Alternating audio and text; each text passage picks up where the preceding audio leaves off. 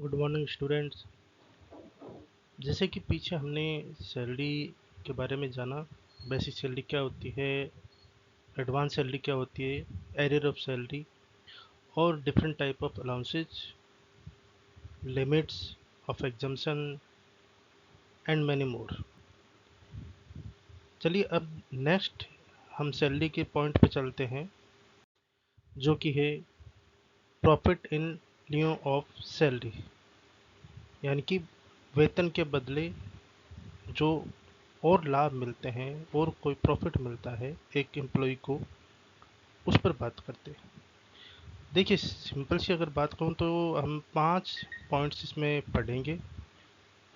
पहला है ग्रेजुटी, दूसरा पेंशन, तीसरा compensation received on retrenchment, leave encashment and compensation received on voluntary retirement scheme VRS। आइए gratuity देखिए, आफ्टर रिटायरमेंट एक एम्प्लॉय को उसके एम्प्लॉयर से ग्रेजुटी रिसीव होती है अगर उसकी सैलरी में से ग्रेजुटी डिडक्ट हो रही थी अंडर द ग्रेजुटी एक्ट 1972 के अकॉर्डिंग। ग्रेजुटी में क्या क्या रूल्स एंड रेगुलेशंस हैं, उसके अंदर कब एक एम्प्लॉय की सैलरी डिडक्ट होती है, ये सभी रूल्स रेगुलेशंस को जानने के लिए आपको ग्रेजुटी एक्ट 1972 पढ़ना पड़ेगा, जिसके लिए अलग से हम क्लास करेंगे। हाल फिलहाल जो ग्रेजुटी रिसीव हो रही है, उस रिसीव्ड ग्रेजुटी में से कितना अमाउंट टैक्स फ्री होगा और कितना टैक्सेबल होगा, उसको हमें जानना जरूरी है under the income tax act 1961। Gratuity में अगर मैं गवर्नमेंट एम्प्लॉय की बात करूं तो उसके लिए एग्जाम्प्ट है, लेकिन अदर एम्प्लॉय जो है उसकी रिसीव्ड ग्रेजुटी में से टैक्स फ्री या एग्जाम्प्ट पार्ट कैसे कैलकुलेट कीजिए, इसके लिए आपको 2 पॉइंट्स ध्यान रखने हैं। पहला कि ग्रेजुटी एक्ट 1972 अप्लाई हो रहा है या नहीं। इन केस अगर ग्रेजुटी एक्ट 1972 एप्लीकेबल है, then you can calculate 3 point. First, पहला पॉइंट है एक्चुअल रिसीव्ड ग्रेजुटी हम लिखेंगे, फिर 15 डेज एवरेज सैलरी कैलकुलेट करेंगे, जिसका एक फॉर्मूला बनाया हुआ है, last drawn salary multiply 15/26 multiply number of year work and maximum limit जो गवर्नमेंट ने डिक्लेयर की है एग्जाम्शन की, वो है 20 लाख। तीनों में से जो फिगर कम होगा उसे हम रिसीव्ड ग्रेजुटी अमाउंट में से लेस करेंगे और बैलेंस को हम टैक्स के लिए कैलकुलेशन में बाहर आउटर कॉलम में ले लेंगे। कुछ बातें याद रखनी पड़ेगी आपको कि गवर्नमेंट एम्प्लॉय के लिए टैक्स फ्री है। 6 मंथ से अबाउ जो पीरियड होता है उसे 1 ईयर के रूप में कैलकुलेट किया जाता है और सैलरी का मीनिंग बेसिक प्लस DA रहता है। ग्रेजुएट एक्ट 1972 अगर एप्लीकेबल ना हो उस केस में आप रिसीव्ड ग्रेजुटी या एक्चुअल रिसीव्ड जो ग्रेजुटी है उसे रखेंगे। लास्ट 10 मंथ की एवरेज सैलरी लेंगे, जिसके लिए एक फॉर्मूला आपके सामने है, last 10 month average salary multiply 1.5 multiply work year and maximum limit 20 lakh है। इन तीनों में से जो अमाउंट कम होगा उसे लेस करके बाकी अमाउंट टैक्सेबल अमाउंट के रूप में बाहर ले लेंगे। अगर बात करें गवर्नमेंट एम्प्लॉय की तो वो टैक्स फ्री है उसकी कैलकुलेशन ग्रेजुटी में।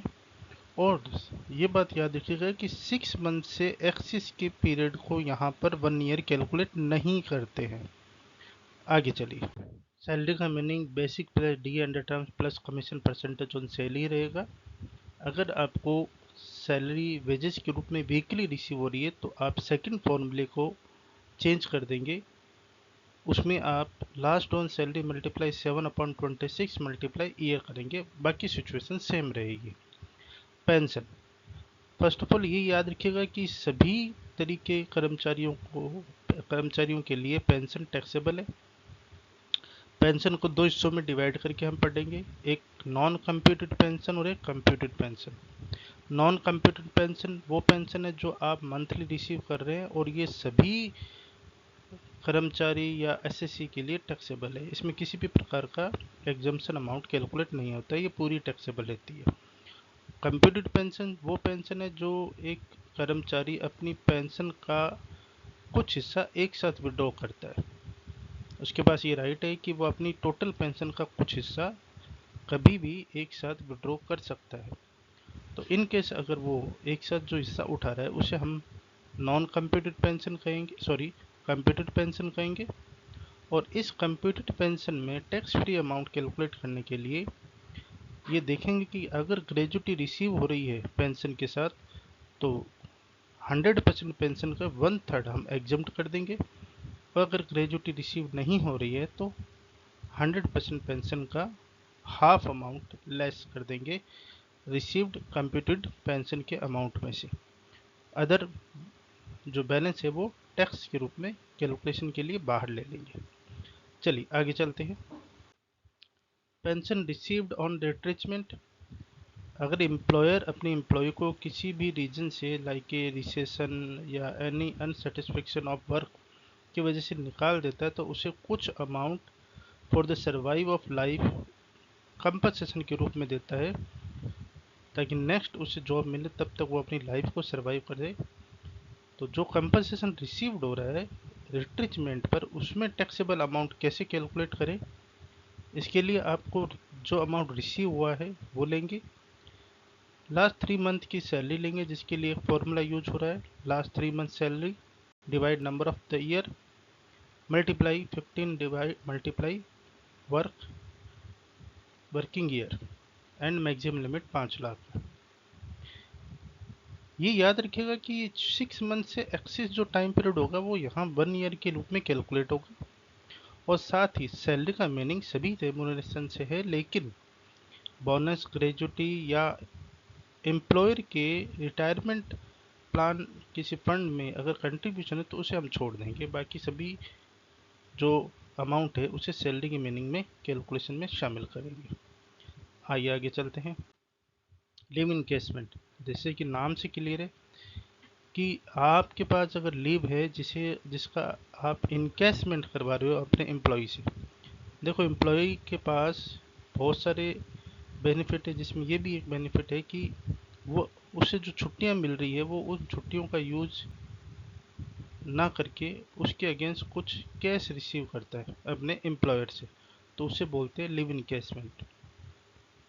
अब कैलकुलेशन की बात करें तो गवर्नमेंट एम्प्लॉय के लिए ये एज यूजुअल फ्री है, और अदर एम्प्लॉय की बात करें तो रिसीव्ड अमाउंट जो है उसे लिखेंगे, लास्ट 10 मंथ की एवरेज सैलरी लिखेंगे, बोलने को एवरेज है सैलरी बोलते हैं लेकिन लिखते नहीं, और 13 days credit of the each for the each year of service का अमाउंट लेंगे। इसकी कैलकुलेशन के लिए मैं आगे आपको बताऊंगा। और मैक्सिमम 25 लाख रुपए, चारों फिगर में से जो भी फिगर कम होगा उसे हम रिसीव्ड अमाउंट में से लेस करके टैक्सेबल अमाउंट बाहर ले लेंगे। सैलरी का meaning basic plus D under terms plus commission percentage on cell है। कंप्लीट ईयर लिए जाएंगे, मंथ को छोड़ दिया जाएगा, और अगर आपने live encasement on job receive की है तो वो पूरी टैक्सेबल होगी, किसी भी प्रकार का एग्जम्पशन कैलकुलेशन उसमें नहीं होगा। आफ्टर डेथ अगर आपको रिसीव हो रहा है तो वो टैक्स फ्री है। और जो 3 नंबर पॉइंट के लिए मैंने कहा था कि बाद में बताऊंगा, उसकी कनेक्शन या उसकी कनेक्टिविटी इस 5 नंबर पॉइंट से, आप इसे जरूर पढ़ें, इसे विथ एग्जाम्पल मैं आपको बेटर तरीके से करवा पाऊंगा। नेक्स्ट है VRS, वॉलंटरी रिटायरमेंट स्कीम। देखिए एम्प्लॉय के पास एक राइट है कि वो 10 साल अगर काम कम कर ले और 40 साल से ज़्यादा या उसकी 40 साल एज हो जाए तो वो अपने एम्प्लॉयर से इच्छा के अनुसार अपनी इच्छा पर अपनी रिटायरमेंट को ले सकता है। उसे हम वॉलंटरी रिटायरमेंट स्कीम के अकॉर्डिंग कहेंगे। अगर वो 10 साल काम करते हुए हो जाता है और 40 साल या उससे ज़्यादा की उम्र हो जाती है तो वो अपनी इच्छा अनुसार अपनी जॉब से रिटायरमेंट ले सकता है। लेकिन ये याद रखिएगा कि वो रिटायरमेंट के बाद उसी कंपनी की सिस्टम कंसर्न कंपनी में जाके काम नहीं करेगा। अब जो VRS में कंपनसेशन रिसीव होगा उसमें टैक्स फ्री अमाउंट और टैक्सेबल अमाउंट कैसे कैलकुलेट करेंगे?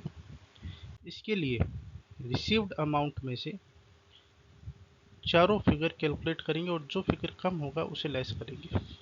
पहला रिसीव्ड अमाउंट जो आपको लिया है वो आएगा, उसके बाद लास्ट सैलरी मल्टीप्लाई 3, यानी कि एक तरह से 3 महीने की सैलरी ली जाएगी, into number of the year of service.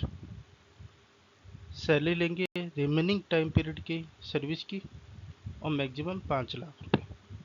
Salary का meaning basic plus D and return plus commission percentage on sale ही रहेगा। ठीक है, तो ये पांचों पॉइंट आपको सैलरी के बदले मिलने वाले प्रॉफिट्स हैं, जिनके बारे में आपको नॉलेज रखनी बहुत ज़रूरी है। ज़्यादातर क्वेश्चनों में ये पूछा जाता है। आइए आगे चलते हैं। प्रिक्विस्टीज। प्रिक्विस्टीज में be defined as an casual benefits attached to a office and position in additional to salary और wages। देखिए प्रिक्विस्टीज क्या है? एडिशनल बेनिफिट्स हैं जो किसी एम्प्लॉय को उसकी ऑफिस या उसके पोजीशन के अकॉर्डिंग सैलरी या वेजेस के अलावा और दिए जाते हैं। जैसे रहने के लिए घर दे दिया, गाड़ी दे दी, लैपटॉप दे दिया, बिजली पानी की सुविधा दे दी, ये वगैरह, ये प्रिक्विस्टीज है सारी। तो अगर इस तरह की कोई सुविधाएं मिलती हैं, कुछ अनुलाभ मिलते हैं, तो इसमें कितना अमाउंट टैक्स फ्री होगा, कितना टैक्सेबल होगा, इसकी कैलकुलेशन के लिए हम इन पॉइंट्स के बारे में चर्चा करेंगे, डिस्कस करेंगे। फर्स्ट, पहला जो प्रिक्विस्टीज है वो है रेंट फ्री अनफर्निश्ड हाउस। देखिए रेंट फ्री अनफर्निश्ड हाउस का मतलब कि आपका एम्प्लॉयर आपको रहने के लिए घर की सुविधा देता है, लेकिन उसमें फर्नीचर की सुविधा उसकी तरफ से नहीं मिल रही, तो उसे हम बोलेंगे रेंट फ्री अनफर्निश्ड एकोमोडेशन भी बोलते हैं, हाउस भी बोलते हैं। जिसमें हाउस या एकोमोडेशन का मतलब flat, farm house, hotel, motel, guest house सभी आते हैं। अब इस अमाउंट में टैक्सेबल कैसे होगा? इसके लिए आपको बस सीधे रूल याद रखने हैं कि गवर्नमेंट एम्प्लॉय को गवर्नमेंट रूल्स के अकॉर्डिंग अलॉट होता है, तो उसके अकॉर्डिंग कैलकुलेशन होगा उसका। और नॉन गवर्नमेंट एम्प्लॉय की बात करें तो इन केस अगर एम्प्लॉयर जो उस मकान का मालिक है, मकान किसका है? एम्प्लॉयर का। कंपनी ने अपनी तरफ से अगर मकान दिया है, एम्प्लॉयर ने अगर मकान दिया है, तो जो मकान दिया गया है वो इस जगह सिचुएटेड है, इस जगह है जहाँ की पॉपुलेशन अगर 40 लाख से ज़्यादा है, तो सैलरी का 10% हम टैक्स के रूप में कैलकुलेशन में लेंगे। अगर वो मकान ऐसी जगह है जहाँ की पॉपुलेशन जो है वो 15 लाख से ज़्यादा है लेकिन 40 लाख से कम है, तो हम सैलरी का 7.5% टैक्स के रूप में कैलकुलेट करेंगे। और अगर ऐसी जगह वो मकान है जहाँ की पॉपुलेशन 15 लाख से नीचे है, तो हम सैलरी का 5% कैलकुलेशन में शामिल करेंगे। चलें आगे। अगर एम्प्लॉयर ने वो घर जो है कर्मचारी को लीज पर या रेंट पर ले के दिया, यानी कि उस घर का मालिक उसका एम्प्लॉयर नहीं है, उसने भी लीज या रेंट पर ले के अपने कर्मचारी को दिया है, तो जितना लीज अमाउंट या रेंट दिया जा रहा है उसमें हम उसके साथ हम 10% ऑफ सैलरी लेंगे, और इन दोनों अमाउंट में से जो अमाउंट कम होगा उसे हम कैलकुलेशन के लिए शामिल कर लेंगे। इसके साथ ये भी याद रखिएगा कि इसमें अगर कुछ अमाउंट रिसीव किया गया है एम्प्लॉय से बेनिफिट के रूप में, अगर कर्मचारी से उसका एम्प्लॉयर कुछ अमाउंट ले रहा है तो वो लेस कर दिया जाएगा। ठीक है, चलिए आगे चलते हैं। अगर वो रहने की फैसिलिटी जो है वो होटल में दी जा रही है कर्मचारी को, तो उस केस में हम सैलरी का 24% और जो होटल का अमाउंट है, एक्चुअल चार्ज जो है वो लेंगे, और दोनों में जो कम हो उसे हम कैलकुलेशन के रूप में शामिल कर लेंगे।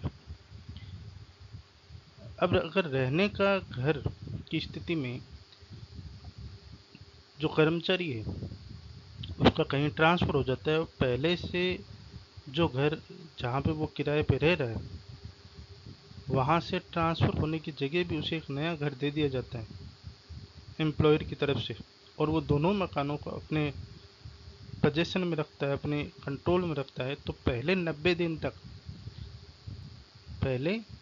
दिन तक दोनों घरों में से किसी एक को हम सैलरी की वैल्यूएशन में शामिल करेंगे। और अगर 90 दिन से ज़्यादा वो अपने कंट्रोल में रखता है तो उस केस में दोनों घरों को हम टैक्स के लिए कैलकुलेशन में शामिल कर लेंगे। आगे चलें। अच्छा, सैलरी का मीनिंग यहाँ basic salary plus D under terms plus bonus plus commission plus fees और other all taxable allowances, cash monetaries वगैरह हैं। नेक्स्ट पार्ट है रेंट फ्री फर्निश्ड हाउस। देखिए, रेंट फ्री अनफर्निश्ड में सिर्फ घर दिया, फर्नीचर की सुविधा ना दी, लेकिन अगर फर्निश्ड हाउस है तो इसका मतलब कि उसे घर के साथ फर्नीचर की सुविधा भी दी जा रही है। तो इस सिचुएशन में अगर फर्नीचर की सुविधा मिल रही है, एक एम्प्लॉयर अपने एम्प्लॉय को घर के साथ फर्नीचर की सुविधा दे रहा है, तो उसके लिए टैक्सेबल अमाउंट की कैलकुलेशन कुछ इस तरह से होगी कि सबसे पहले आप उस घर की कैलकुलेशन अनफर्निश्ड हाउस के रूप में करेंगे और उसके बाद कैलकुलेट किए गए अमाउंट में फर्नीचर का 10%, फर्नीचर की कॉस्ट का 10% ऐड करेंगे अगर वो फर्नीचर उसके मालिक का है, और अगर फर्नीचर किराए पे लेके दिया गया है तो वो किराया उस अमाउंट में जोड़ दिया जाएगा। और इन दोनों अमाउंट की टोटल में कुछ अमाउंट अगर एम्प्लॉई से रिसीव किया जा रहा है एम्प्लॉयर के द्वारा तो वो लेस कर दिया जाएगा। बैलेंस अमाउंट आपका टैक्सेबल अमाउंट कहलाएगा। आगे चलें। अच्छा, कंसेशनल रेंट पर अगर कोई हाउस प्रोवाइड करवाया जा रहा है तो उस केस में if the employer give resident house on the concessional rent of the employee, then the facility is calculated as furnished unfurnished accommodation and the reduced amount received from the employee। तो हम उस घर की calculation furnished unfurnished की तरह जो भी situation होगी करेंगे और एम्प्लॉई से जो अमाउंट रिसीव किया जा रहा है उसे लेस कर देंगे। स्वीपर, गार्डन, वॉचमैन और पर्सनल अटेंडेंट की अगर सुविधा मिल रही है तो उस जितना अमाउंट उसके लिए पे किया जा रहा है वो सारा टैक्स में आएगा, लेकिन इसके अगेंस्ट अगर कुछ अमाउंट एम्प्लॉय से लिया जा रहा है तो उसे लेस कर देंगे। लेकिन यहाँ ये याद रखिएगा कि जो मालिक की सुविधा है वो टैक्स फ्री है। ठीक है। आइए, गैस, बिजली, पानी और वाटर की सुविधा भी मिल रही है तो वो भी सेम है कि जितना अमाउंट उस फैसिलिटी के अगेंस्ट दिया जा रहा है, यानी कि गैस, बिजली, पानी की सुविधा का लिए जितना अमाउंट पे किया जा रहा है उस पेड अमाउंट में से अगर एम्प्लॉई से कोई अमाउंट रिसीव किया है तो उसे लेस करेंगे, बाकी बैलेंस अमाउंट टैक्सेबल होगा। आगे चले। फ्री या कंसेशनल एजुकेशन फैसिलिटी की बात करें तो अगर कर्मचारी एम्प्लॉयर के यहाँ काम कर रहा है और उस काम करने के अगेंस्ट उसे या उसके बच्चों को या उसके फैमिली के मेंबर को एजुकेशन फैसिलिटी मिल रही है तो उसमें कितना अमाउंट टैक्सेबल होगा और कितना टैक्स फ्री होगा, इसके लिए हमें कुछ पॉइंट का ध्यान रखना होगा कि वो जो एजुकेशन इंस्टीट्यूट है वो कौन चला रहा है, उसका मालिक कौन है। अगर ओनर उसका मालिक है तो कैलकुलेशन का तरीका अलग होगा, और अगर ओनर एजुकेशन फ़ी पे कर रहा है तो उसकी कैलकुलेशन अलग होगी। सबसे पहले अगर वो जो फैसिलिटी यानी कि जो एजुकेशन फैसिलिटी है वो उस कर्मचारी के बच्चों को दी जा रही है, ठीक है, तो उस केस में, और ये भी याद रखिएगा कि उस इंस्टीट्यूट का जो मालिक है उसका एम्प्लॉयर है और सुविधा उसके बच्चों को मिल रही है, तो वो एक्सपेंसेस अगर 1000 पर मंथ पर चाइल्ड तक है, उससे ज़्यादा नहीं है, तो वो नील रहेगी सुविधा।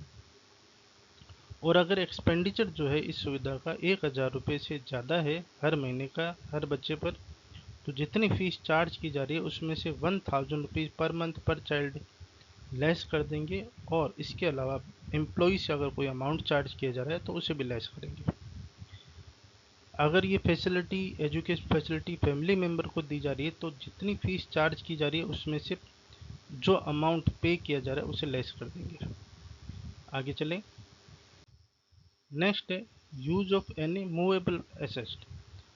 देखिए, एम्प्लॉयर अगर अपनी कोई एसेट, मूवेबल एसेट अपने कर्मचारी को यूज करने के लिए दे रहा है, उसे ट्रांसफर नहीं की यूज करने के लिए दे रहा है, उस केस में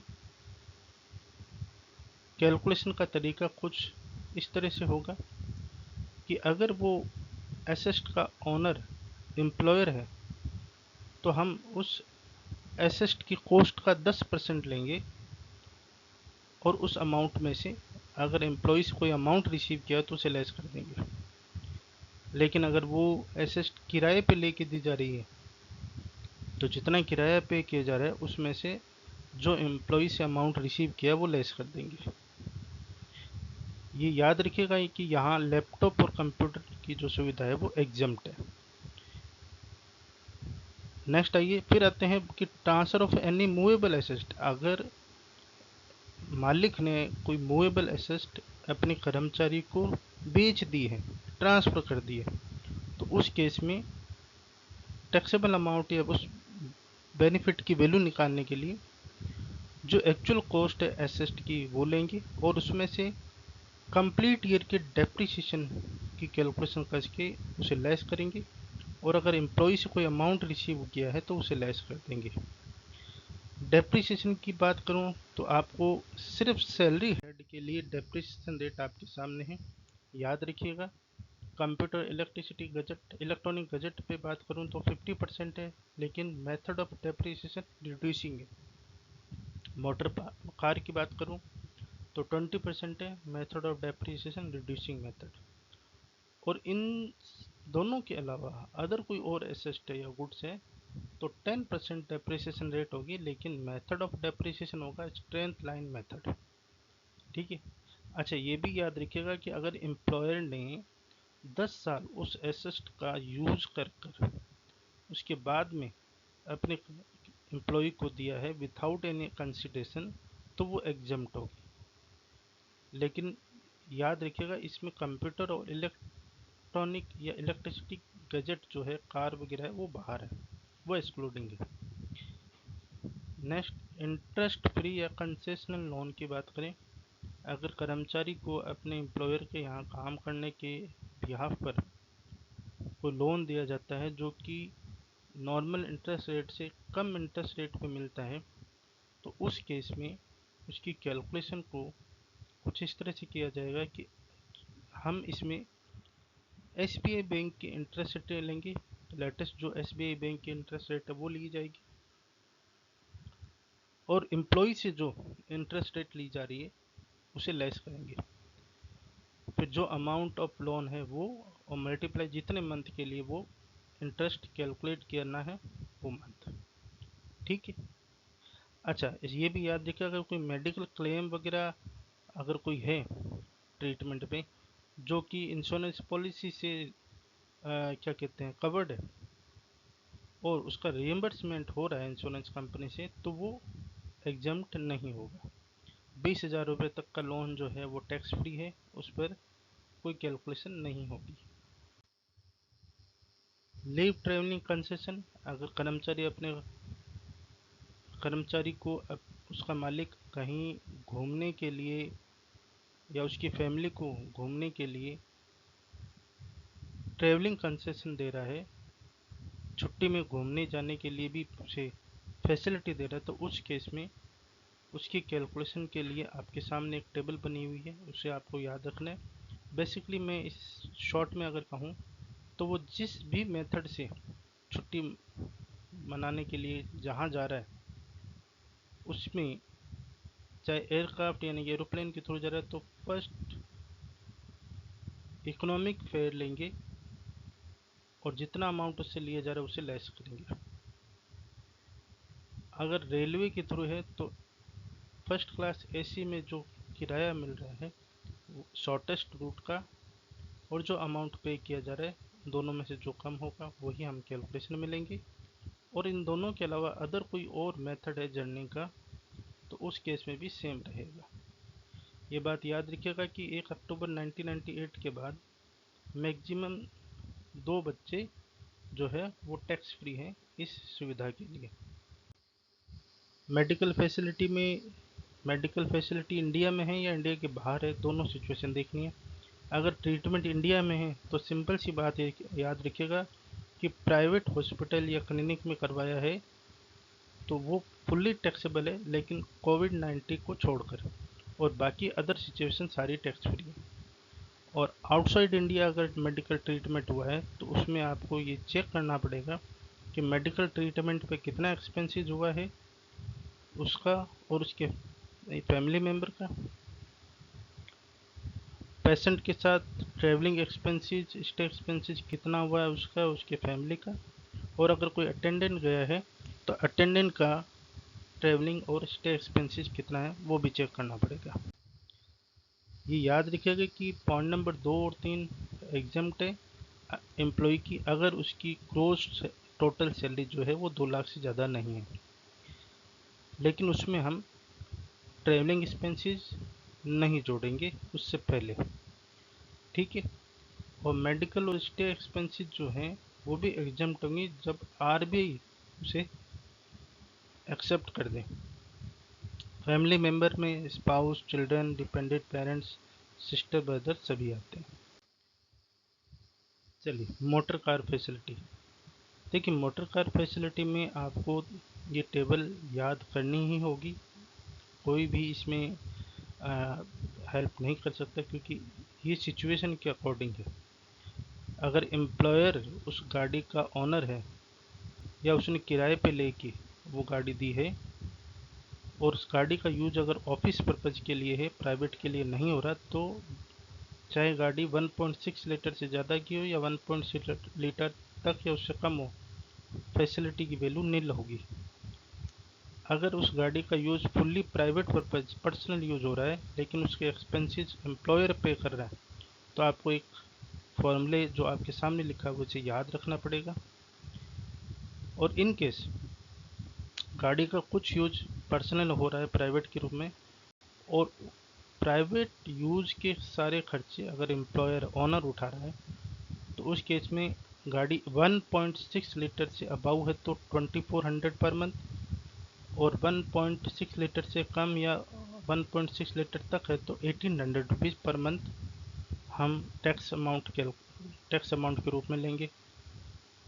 और अगर प्राइवेट एक्सपेंसेस जो है यानी कि पर्सनल एक्सपेंसेस एम्प्लॉय खुद बंद कर रहा है, वो खुद उठा रहा है, तो उस केस में अगर गाड़ी 1.6 लीटर से ज़्यादा की है तो 900 रुपीज़ पर मंथ, और उससे कम की है तो 600 rupees per month.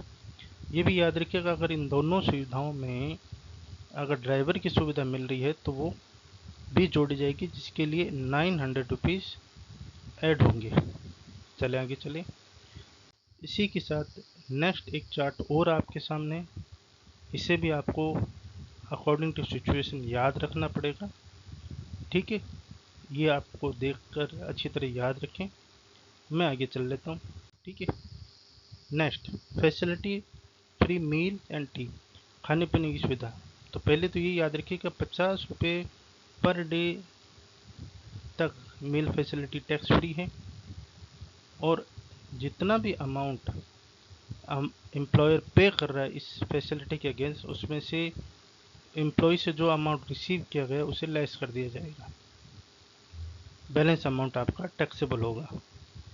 Office hours के दौरान अगर आपको कोई टी, स्नैक वगैरह की फैसिलिटी मिल रही है तो वो टैक्स फ्री है। गिफ्ट अगर बात करूं तो सिंपल सी बात है, 5,000 रुपये तक का टैक्स फ्री है, वो कैलकुलेशन में नहीं लिया जाएगा। लेकिन अगर जो गिफ्ट दिया गया है वो गिफ्ट वाउचर के रूप में, जिसे कन्वर्ट करवाया जा सकता है 5,000 रुपये में, सॉरी कैश में, तो भले ही वो 5,000 से कम का अमाउंट हो, टैक्स में आएगा। क्रेडिट कार्ड की सुविधा भी वैसी ही है, सिंपल, कि जितना अमाउंट पे किया जा रहा है एम्प्लॉयर से और जितना अमाउंट पे रिसीव किया जा रहा है एम्प्लॉय से, लेस करके अब बैलेंस अमाउंट टैक्स में ले लेंगे। क्लब फैसिलिटी के बारे में भी सेम सुविधाएं हैं, सेम सिचुएशन है, ये आप देख लीजिएगा। प्रोविडेंट फंड की बात करूं तो 4 तरह के प्रोविडेंट फंड है: superannuation provident fund, public provident fund, recognise provident fund and unrecognise provident fund. इन सब में ज़्यादातर आपको ये टेबल तो वैसे याद रखनी है, लेकिन मेन जो मैं बता देता हूँ, अगर रिकॉग्नाइज प्रोविडेंट फंड में एम्प्लॉयर का कंट्रीब्यूशन है तो वो 12% तक सैलरी के एग्जम्प्ट है। और इसी में अगर इंटरेस्ट आपको मिल रहा है रिकॉग्नाइज प्रोविडेंट फंड में तो 9.5% तक वो टैक्स फ्री रहेगा। अदर सिचुएशन आपके सामने एज ए टेबल के रूप में शो हो रही है, आप ज़रूर देखें, पढ़ें इसको। सैलरी का meaning basic plus D under trans plus commission percentage on sale रहेगा। Next specified employed. देखिए इनकम टैक्स में एम्प्लॉय को जो है वो दो हिस्सों में बांटा गया है, स्पेसिफाइड एंड नॉन स्पेसिफाइड, यानी कि हिंदी में कहें तो विशिष्ट और गैर विशिष्ट। स्पेसिफाइड एम्प्लॉय वो है जिसकी टोटल सैलरी जो है आफ्टर द कैलकुलेशन 50,000 रुपीज़ से ज़्यादा की हो। कैलकुलेशन किस चीज़ की होगी वो आपके सामने है, जिसमें हम बेसिक सैलरी, अलाउंसेज जितने टैक्सेबल हैं, बोनस, कमीशन, ग्रेजुटी, इन सब की टोटल करेंगे और स्टैंडर्ड डिडक्शन देंगे 50,000, अगर न्यू टैक्स रिजिम है तो 75,000, एंटरटेनमेंट अलाउंस और प्रोफेशनल टैक्स लेस करने पर जो भी अमाउंट बैलेंस में आएगा वो अगर 50,000 या उससे ज़्यादा है तो वो स्पेसिफाइड एम्प्लॉय होगा, अदरवाइज वो नॉन स्पेसिफाइड एम्प्लॉय होगा। चलिए एक ही मैंने छोटी सी प्रिक्विटीज के लिए टैक्स लायबिलिटी कौन कौन सी है स्पेसिफाइड और नॉन स्पेसिफाइड के लिए मैंने लिखी, आपसे ज़रूर देखें। स्पेसिफाइड एम्प्लॉय के लिए 5 तरह की प्रिक्विटीज हमेशा टैक्सेबल है, जो नॉन स्पेसिफाइड के लिए टैक्स फ्री है, और अदर जो भी प्रिक्विटीज है वो दोनों के लिए टैक्स फ्री है।